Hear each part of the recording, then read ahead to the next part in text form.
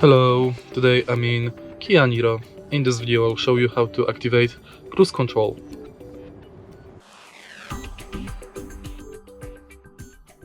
In the beginning, let's accelerate to desired speed.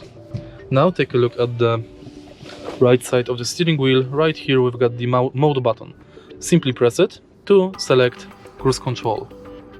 You can see that cruise control is enabled by this icon right here. To start it, tilt this button downwards to set. Now you can let the acceleration pedal go. To increase the speed, tap plus. To decrease it, tap minus. And to disable cruise control, press mode button again. And that's basically it. If you find this video helpful, please leave like, comment and subscribe.